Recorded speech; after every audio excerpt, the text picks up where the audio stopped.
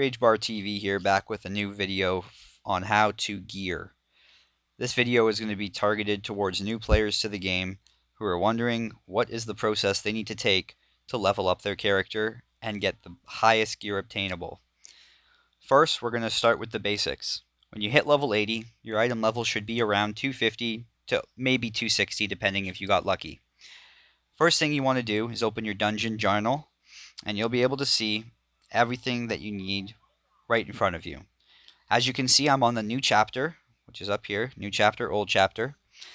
If I come into the game and I am below 240 eye level, which you should never be, I would be starting on Old World, I would scroll to the bottom, and I would be doing Rebirth Monastery until I reached 240 gear score, because this, as you can see, right there, drops 258 to 262. So once I reach 240 eye level, I would run this till I get to 250 eye level. I would run then Soul Temple. I'm at 240, perfect. This gives me 250 to 260. I would keep running Soul Temple each day, making sure I burn my stamina, which is up here. Stamina, once you hit level 80, just gives you Dragon Soul Power. Dragon Soul Power allows you to level up a secondary stat. It's kind of like a Paragon stat from other games, so that experience just goes to that. Once you finish Soul Temple, you would be running City of Sai. City of Sai is a 250 gear requirement dungeon, which drops 260 to 270 gear. Once you reach 260 gear, you can then queue for Lost Forest Adventure. Once again, Lost Forest Adventure is 260 gear. This will drop 270 to 280. As you can see, moving up the list shows you what you're able or should be able to queue for. Another key factor of what you're able to queue for and what your character is actually able to complete is two different things. Your rating, your match rating, which if we exit this, we go to inventory. We exit this, we go to character. You can see I'm 352 eye level, and my rating, which is right here, is 30,166 as a DPS. That will tell other players potentially how much DPS, damage per second, that I can pull on any given boss. The next most important stat when you are looking at dungeons or trying to figure out why my DPS is so high on the first boss of a dungeon, but by the second and third boss it's cut almost in half. Well, that ability or that skill that you're trying to up would be precision, this skill right here. So it lowers the target's chance to resist damage, and as the target level goes up, the influence of precision level on precision rate against targets at the same level will gradually decrease. So the higher your precision level, the better your damage is towards all bosses. Now, where this comes into play the most is in OverLord dungeons. So OverLord dungeons are a end-game ability to be able to get higher level gear. Again, if we hit dungeon and we go to OverLord on the side, you can see you would start with OverLord 1, which you can go into at 260. Now remember, just because you can go into it at 260 does not mean you have the DPS or the damage per second or the healings per second, or that you can take that much damage as a tank. Healers and tanks have this easier. DPS, it is very important that you're pulling the minimum DPS requirement for that OverLord.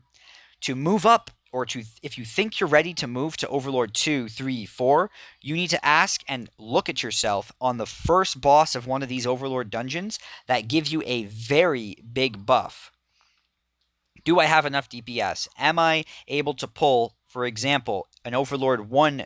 You should be able to pull a minimum of 100k DPS. Now, as you can see, if I click the little green shield, it tells me if you are entering this OverLord dungeon at this difficulty, your HP and damage will be increased. Meanwhile, the chance to get shining gear is also increased. What that means is when you're in there, you get a buff. I believe it's about 250% buff for OL1, and it drops off 50% for each OL thereafter.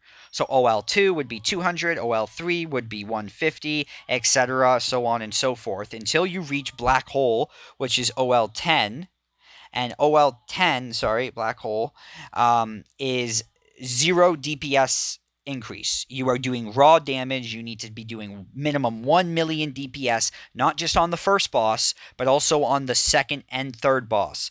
So your precision really needs to be up there. Also, just to reiterate, the damage reduces because the boss level of each dungeon goes up. The first boss is level 82. The second boss is level 83, and the last boss is always level 84. So that's why you see such big numbers on the first boss. The second boss, you go down, and by the third boss, you don't have enough DPS. So when you're judging to say, okay, I don't want to get kicked from groups, I just want to make sure I have enough DPS to do this dungeon. If you can do an Overlord 1 and you can pull 190k DPS on the first boss, you should be okay to clear OL1, because by the last boss, you'll probably be pulling about 120 to 130, maybe even a bit more. Now, as that goes up, if I go to OL2, my DPS requirement is 200k. 3 is 300k, 4 is 400k. In an ideal world, all 3 DPS will do the DPS requirement. Now, this doesn't mean the tank and the healer need to be pulling that much DPS. That just adds to the equation. If the 3 DPS can pull the minimum required damage to kill a boss, the healer and the tank's damage is just bonus. It kills the boss faster. So, taking that into account, just because you have the gear level to queue for something does not mean you have the match rating, healer rating, DPS rating, or tank rating to queue for that. If you're below 15k, 16k, you're probably going to get kicked from an OL2. If you're below 14k, you're probably going to get kicked from an OL1. And they won't even ask you a question or do anything unless they are carrying another group, because it's not worth their time. You're not going to do enough damage. These are end game bosses that have special abilities, as you can see here, for each and every mechanic. It's like the Keystone dungeons in World of Warcraft. You have special abilities that each boss does, that each trash mob does, and you need to deal with those. This is end game progression. Until you've gone through dungeon and actually made it to 300 eye level, because as you can see, Cyber Library is 290 to 300. That's when you can successfully clear Cyber Library without having to call people for help. That is when you should be going into Overlords. Not saying you can't do it before, but if you don't want to keep getting kicked, that's what you have to do.